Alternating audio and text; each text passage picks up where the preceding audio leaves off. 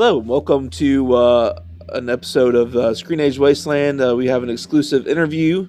I'm your host, Jacob Holmes, and I have Beth Shelburne with me, producer on the Oscar nominated documentary, The Alabama Solution. Beth, how are you doing today? I'm doing great, Jacob. Thank you for having me on. Thank you so much for joining me. Beth is a independent reporter now. How long have you been reporting independently on Alabama prisons?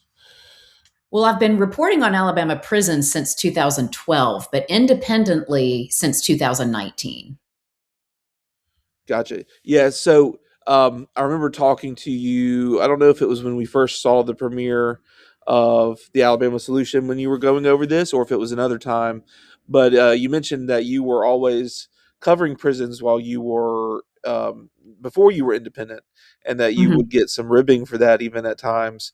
But this has just been an issue that's been near and dear to your heart for a while. Yeah, that's true. I started taking a look as a journalist at the Alabama Department of Corrections in 2012, as I mentioned, when I was working for WBRC as a TV news anchor and investigative reporter. And it started with problems inside Tutwiler Prison for Women.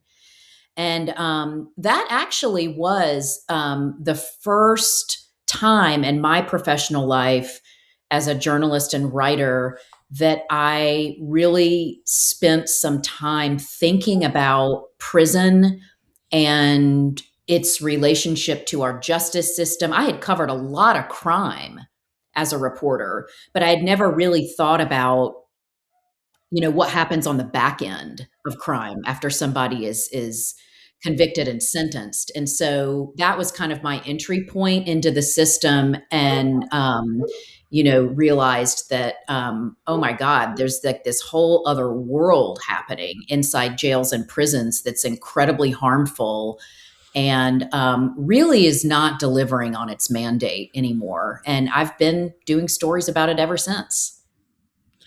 So obviously you've been aware of and covering and trying to get this story out to people for over a decade. Mhm. And so, you know, this documentary started what I think you said about around 2020, 2021. 2019. It actually, I left traditional journalism in June of 2019, and I got a Facebook message from one of the directors of the film in July of 2019. So it was very serendipitous that I had entered this new phase of my life as a journalist and creator, and they were just starting to take a look at Alabama and what's happening in our prison system, and thinking about, could this be a documentary film project? And so, the stars aligned, as they say. Yeah, and so there's a scene at the very beginning of the film too that I'd asked you this question previously. There's a scene at a an event where ADOC actually allowed. It's one of the few times that the directors and everybody were actually there Mm-hmm. filming, um, and it's clear that they, at that time, I think you said that the directors Andrew Jarecki and Charlotte Kaufman were still kind of not even sure what the project would be. That they were just trying to understand and wrap their heads around what was happening in Alabama prisons. Um, what was that process like, bringing them on board, and then them progressing through how what the story was here and how they were going to cover it. Yeah, so they got an opportunity to go into Easterling Prison in kind of central South Alabama with Chaplain Curtis Browder, who is the oldest prison chaplain in the state. And he goes into prisons and ministers to people and serves meals to folks. And he's been doing this for half a century. So Chaplain Browder met Andrew Jarecki when Andrew happened to be in Montgomery doing a civil rights tour with his teenage daughter. And Andrew's always been interested in criminal justice issues. So has Charlotte Kaufman. But Chaplain Browder invited them to come with him into Easterling Prison, where he was going to do a revival. And because Chaplain Browder is well known in the prison, The wardens allowed these two filmmakers to come in with their cameras and to film the revival. But what happened is exactly what you see in the introductory scene of the film, where men started approaching them and saying, look, there's all kinds of horrible things going on in this system that are being covered up. People are getting murdered. Nobody knows about it. We need help. And that's when Charlotte and Andrew realized, oh, there's something else happening in here that we should be paying attention to. And they started doing a lot of reading and researching on Alabama prisons after that visit. That's how they found my work and reached out to me. And, they realized this is kind of ground zero for the worst results of mass incarceration in our country. Unfortunately, Alabama is exceptionally bad at running prisons. And so that's how they decided, let's take a critical look at this system and see what's going on and talk to as many people as we can. And it started with that initial visit to Easterling Prison. And quickly, what everybody realized was that the only way to film this documentary would actually be through the prisoners themselves, through contraband cell phone footage. How early was that kind of realized, and obviously the high stakes there involved with everybody? How did you proceed forward with that? It was early on in the process. There was already a body of work that existed on YouTube, on Facebook. These whistleblowers, the three men in the film, and lots of other people in the system that had access to cell phones had been documenting violence, abuse by officers, violence between incarcerated people, medical neglect, all these things that you see in the film, and more. And so we knew that that was there, and it was there serving as evidence that this is unfolding inside the system in real time and has been for years.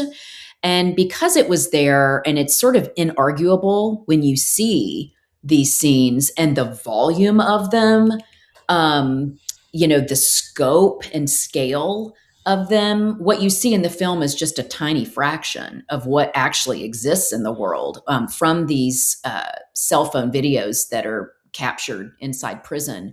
But we just realized that we couldn't honestly tell this story without including that body of work, that it exists, I think, as evidence, and it's what the people that are actually living this crisis are putting out into the world. And that's always the best way, I think, to tell a story about trauma and harm, is from the person that's actually experiencing the trauma and harm.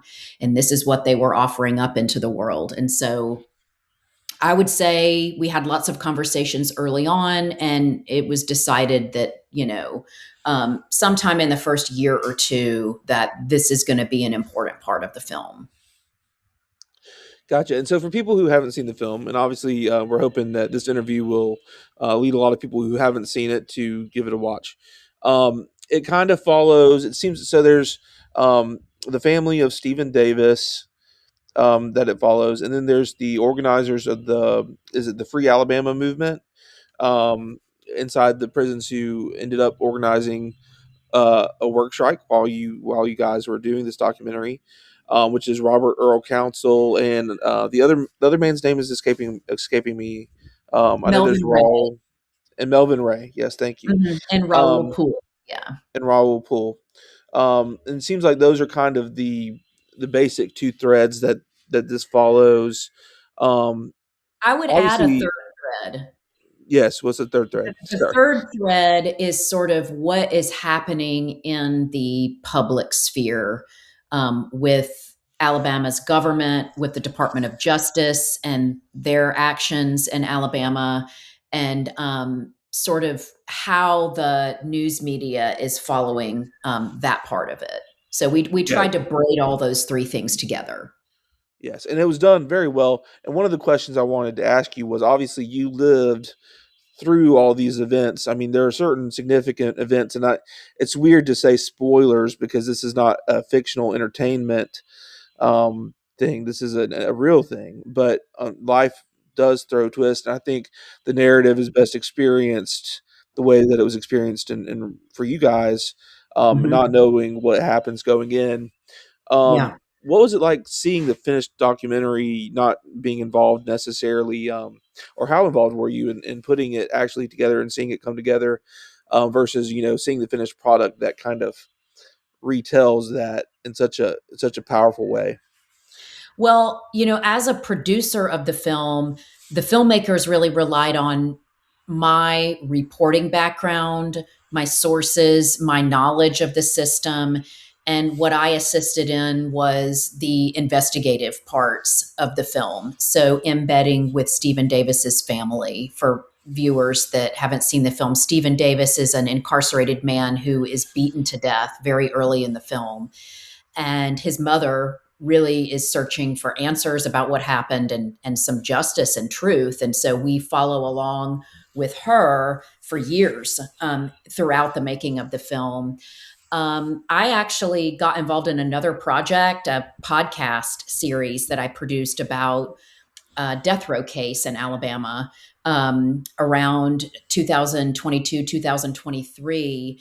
And that was actually when the film's edits were happening. So, I would have discussions with the two directors about structure and ways that we could make sure that we're like dotting all our I's and crossing our T's with fact check and all the journalism aspects of it.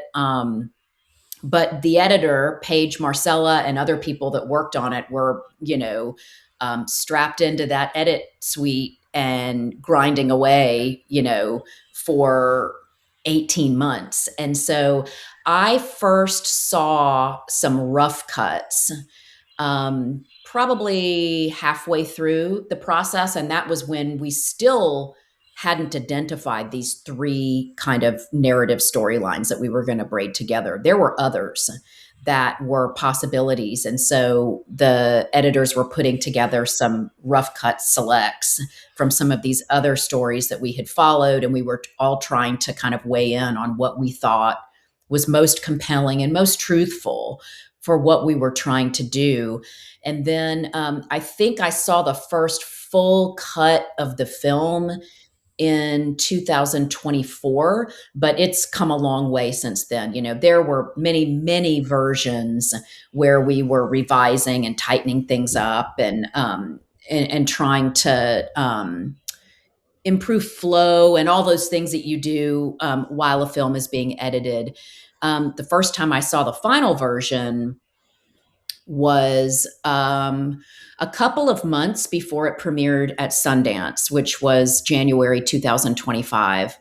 And even though I already knew all the stories that were going into the film, pretty much all the elements I had already seen, I knew a lot of the editorial choices that had been made.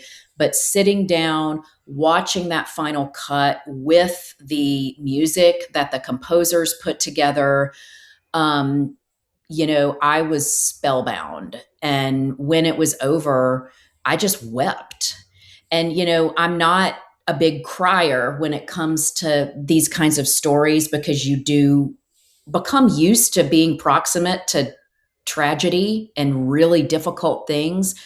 But it just struck me that, all of our effort and the effort of the incarcerated guys that helped us make this film had resulted in something that I thought was really important and truthful and really beautiful. Yeah, absolutely. The storytelling power behind it. It's great that such an important topic was found its way into such capable hands from a storytelling perspective.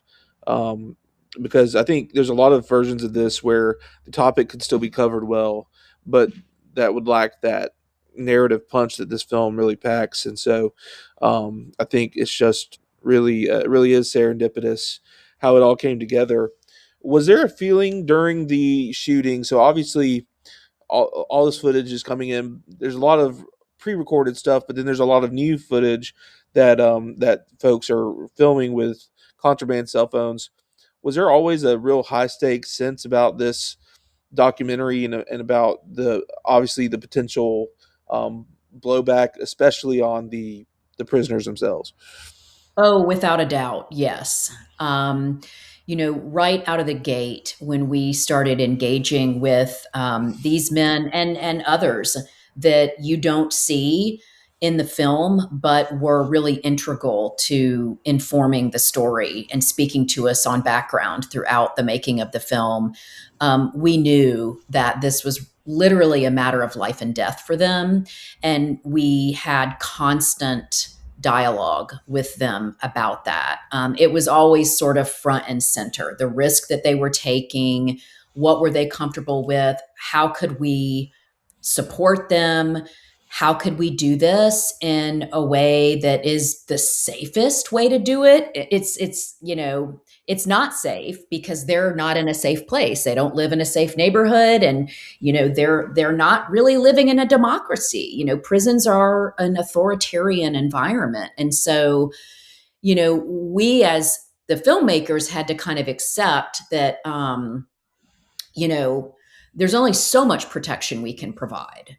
These guys are really off in this land where they have to navigate some of this risk themselves, but they had already been doing that for years. They are well seasoned whistleblowers. And if you see the film, then they've been retaliated against before.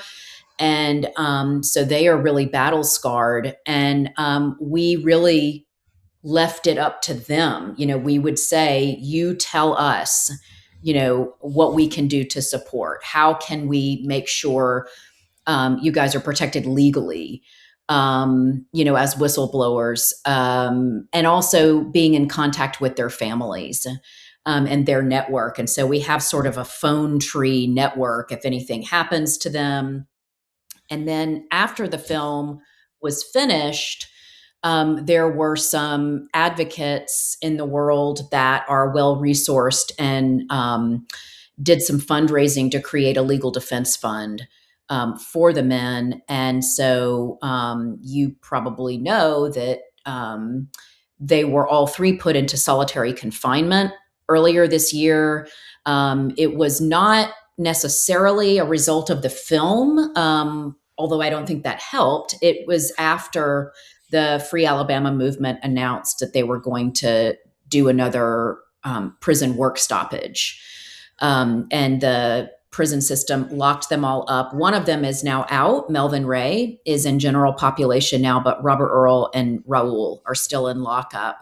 But because of this legal defense fund and this network of attorneys and advocates that specialize in First Amendment law and know Alabama, they were able to be mobilized. And so they have visited with the men. They've actually filed a lawsuit on their behalf and filed a motion for a temporary restraining order against the prison system, arguing that their First Amendment rights are being violated.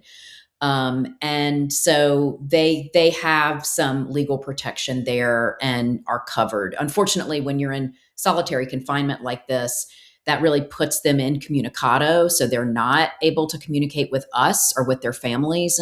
But we are in dialogue with the attorneys. So yeah, that's always been part of this. And it's still there. The risk is still there, and it's very hard. I mean, any project that involves whistleblowers in a story of this magnitude is it's incredibly intense and stressful, and it just raises the stakes even more.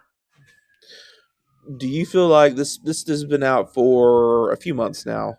Um, Obviously, do you feel like there's been any pressure from this national attention for some of the leaders dealing with prisons, whether that be within the Department of Corrections itself or the Alabama legislature, to make any reforms to the prison system? Probably not as many as would be hoped for, but have you seen any progress in And any changes there? Well, there's definitely pressure. The question is always, will Alabama leaders care about that? Will they listen? Will they engage with this issue? I think that this legislative session, there are a couple of bills that are making their way through the legislature, including a new prison oversight bill with a Republican sponsor who has cited the film as one of the driving forces for him to call for more oversight. And I've noticed him and others speaking about these issues in a way that feels more appropriate. You know, they have like a sense of outrage and frustration with the slow progress that feels right. Whereas, you know, the kind of sleepy status quo of Alabama government has never felt right to me since 2012. I've been kind of battling that because it's sort of, you know, baked into our culture. People want to be nice. They don't like to, you know, have uncomfortable conversations. But, you know, the harm in that is that like we're not telling the truth when we conduct policy discussions about prisons in that way. I mean, this is a real quagmire, and you know, it really deserves urgent and holistic attention. Not let's build a new prison, or you know, let's like tinker around the edges with some um, you know, reentry programs. Although reentry is incredibly important, but like we have a deadly crisis happening in our prisons, and that is really what the focus should be. Unfortunately, I think Alabama leaders have been reluctant to admit the scope of the problem and really the underlying issues that need to be addressed. So, where they were willing to say some of these facilities are horrible and people are living in squalor, um, the solution in their minds was just to build more. The problem with that is they're living in squalor because we have far too many people in prison for too long, and we need to reduce the prison population. We need to create pathways out of prison and like normalize freedom. But that requires some really deep policy work that they don't seem willing to do. So I have seen some renewed energy. I've also seen, you know, families that are directly impacted really be galvanized in a new way. The film seems to be kind of an organizing tool for them. You know, after the film came out in October of 2025, several weeks later, there was a prison oversight meeting, and there were so many people that showed up. They had to move it to a bigger room.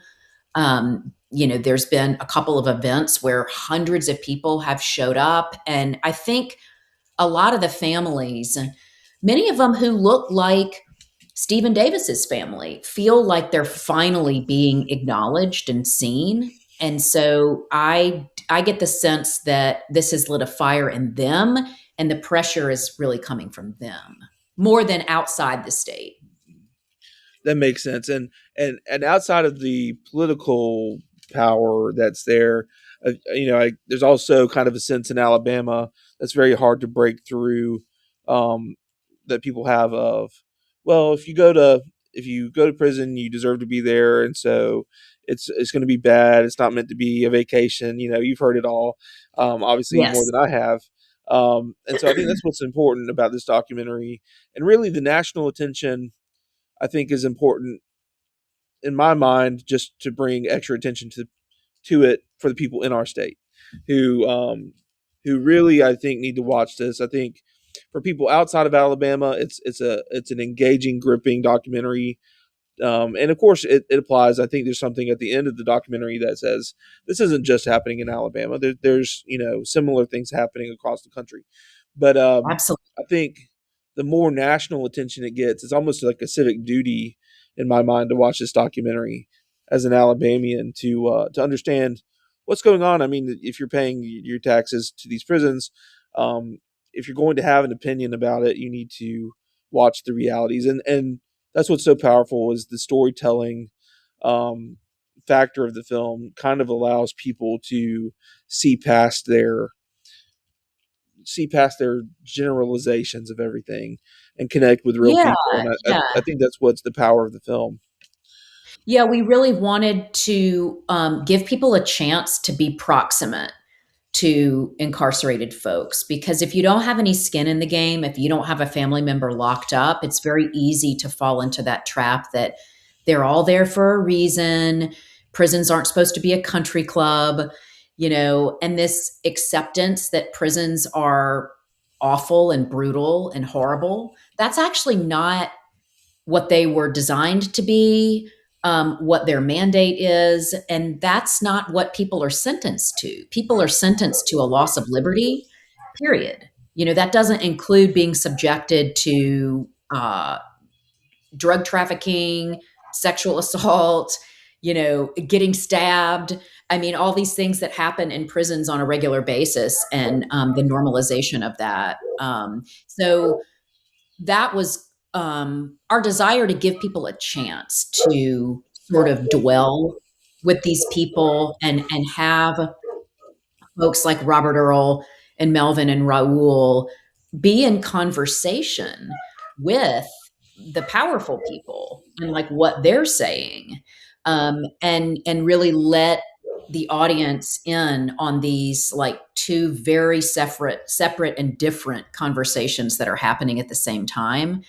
And you realize who's telling the truth and who isn't, as you sit with the film. But there's also a stigma breaking action that's happening. And I think it's a lot of people have said, like, I was really struck by how intelligent these men are and how articulate they are. And, you know, how they're able to um, do this really courageous thing despite the risk. And it's like, yes, people in prison are all those things, and many other things. And it's also true that many people in prison have caused harm, so it's like a lot to hold as a human being when you're considering people in prison. And I think the easy thing for many people to do is just to say they're in there for a reason, screw them.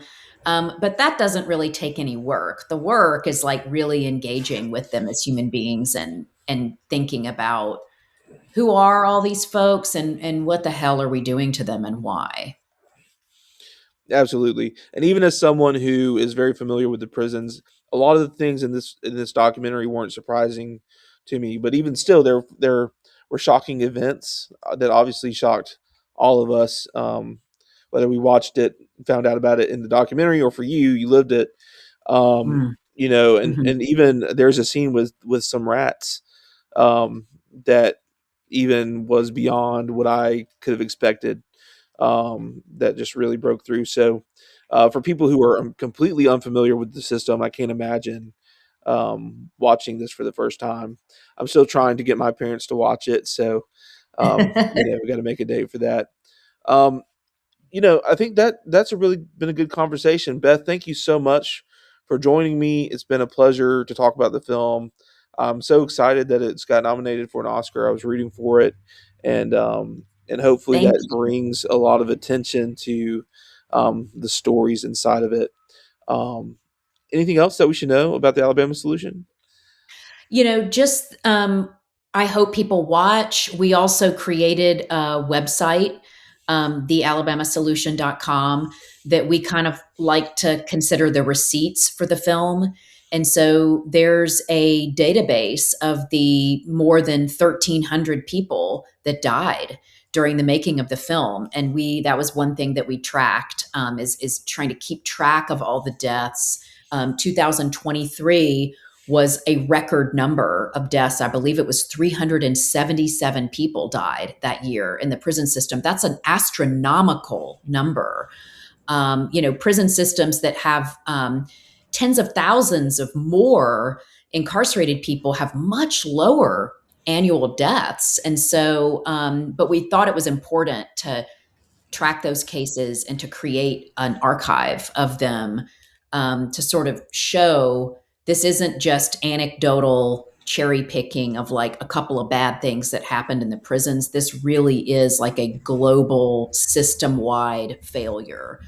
So that's at the alabamasolution.com. And there's also, if people feel called to do more, there's a get involved button there that will take you to the film's impact campaign and some action items that people can participate in to get involved.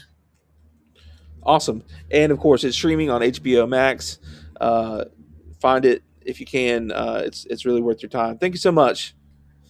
Thanks, Jacob.